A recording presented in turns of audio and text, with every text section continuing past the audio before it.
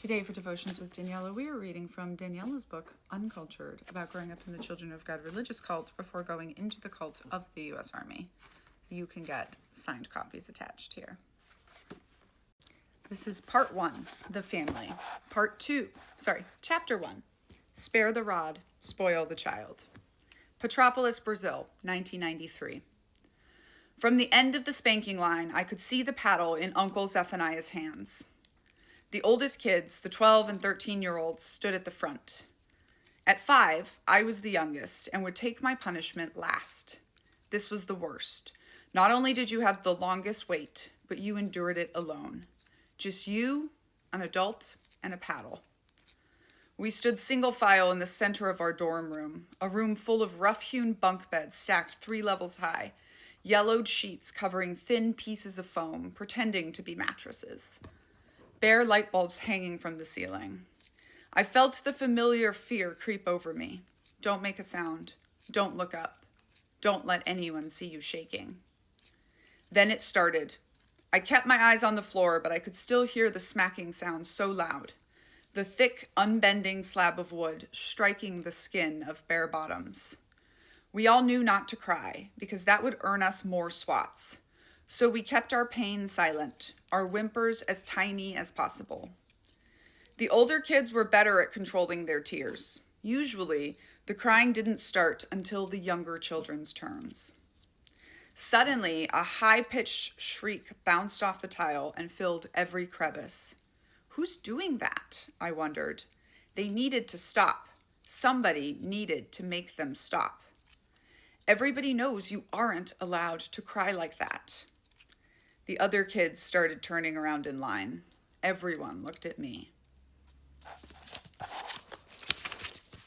My friend Virginia lifted her finger to her lips, her eyes dire with warning.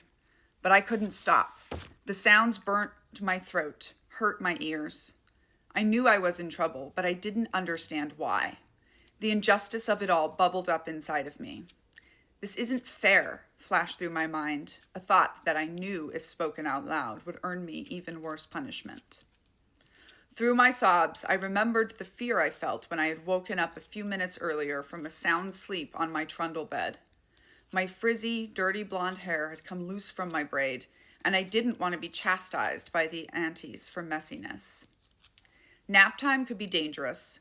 All 22 of us kids were expected to maintain perfect silence, either sleeping or studying the prophet's words, for the entire 2-hour time period, always enforced by an auntie in charge. If someone talked or asked to go pee or did anything else that wasn't allowed, we all got punished. Sometimes it was hard to know why we were getting punished. One thing might make the aunties mad one day, and the next day they might not even notice. Some things made some of the uncles mad, but not the others. I tried so hard, but it was impossible to keep track. I had heard the raised voices and loud stomping feet entering the dorm as the other kids frantically tried to get in position. I felt so relieved when I saw my mother that I forgot to fall in line like I should have, like I'd been trained. I should have known better, but I ran to her to comfort me. The older kids, already in formation, tried to catch me to prevent a harsher punishment, but I flew past them, eyes only on Mom. "Daniella, what are you doing?" she barked. "Get back in line. Everybody's in trouble. I've had it up to here with all of your horseplay during quiet time." I looked up at her, confused. She was a different mother than the mother she could be when no one was looking. There was no warmth or friendliness in her eyes, her mouth drawn into a single thin line. It didn't make sense. I had been asleep, doing nothing wrong. I was doing what I was supposed to. I was being a good girl. As older kids' hands shepherded me back to the line, I understood Mom would insist I get spanked, whether I was guilty or not. My mother, at that moment, was no longer Mom. She had become Auntie Christie, the adult in charge of all of us. She couldn't treat me differently. If she played favorites, she might get punished too. I didn't know exactly how adults got punished, but I knew that sometimes they disappeared, got sent away to different communes in different countries because they needed to be humbled. Sometimes kids did too. The uncle holding the paddle, Uncle Zephaniah, was my new stepfather. but I knew that wouldn't change my punishment. He said the same things all the adults always did. If you aren't guilty this time, this is for all the times you were guilty and didn't get caught. I struggled to get my sobs under control, trying to catch my breath. I could be quiet. I could be good. The line got smaller and smaller as the other kids received their swats and returned to their bunks. It was up to whoever was swinging the paddle to determine the extent of the punishment to be doled out. In the system we had for ranking the uncles' punishments, Uncle Zephaniah was one of the better ones. In a big group, he usually refrained from repeated swats, probably because it took a lot of energy to spank more than 20 kids, and because he had bad asthma. As I counted the loud smacks reverberating through the room, I felt a kind of stillness. Thinking about the spanks as numbers made them less scary. Numbers were just ideas. Ideas couldn't hurt me. 1, 2, 3, next child. 1, 2, 3, next child. 1, 2, 3, next child. 1, 2, 3. Only 3 swats. What a relief. Some of the other uncles gave 10 or even 20 swats, no matter the size of the offense. There were some uncles, like Uncle Jerry, who we all knew enjoyed hitting us and calling it discipline for God. That is Uncle Jerry of Fleetwood Mac, who gave all his royalties for 50 years to a pedophile cult. You're welcome. No matter who was doing the spanking, they always told us that it hurt them more than it hurt us. What a lie. My stomach clenched, and I tried to make myself tiny and invisible as it became my turn. Uncle Zephaniah was my new dad. Maybe he would go easy on me when he saw just how small and scared I was. I stepped up all alone. From where I stood, he looked giant, his red hair and prickly beard standing on end. He'd probably been woken up from his own nap for this. He was breathing heavily and moving the paddle back and forth between his hands. For crying and running out of line, you will receive 9 swats instead of 3, he pronounced. My sobs broke free again, and I glanced desperately over at Mom, hoping that she would intervene on my behalf.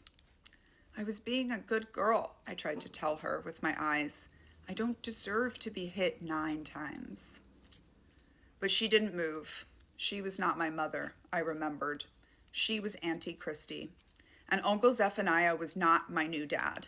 He was today's punishment uncle. They were leaders in the commune, so they knew better than anyone that you always put the family before yourself, before your own family. With shaky hands, I pulled up my hand-me-down dress and dropped my underwear to the floor, leaning over to expose my bare buttocks.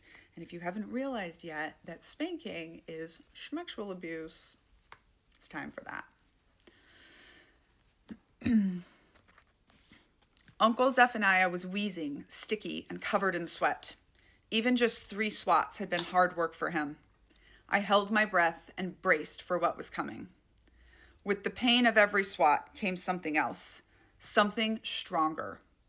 I could feel my face get hot, my teeth grinding into each other, my hands turning into fists.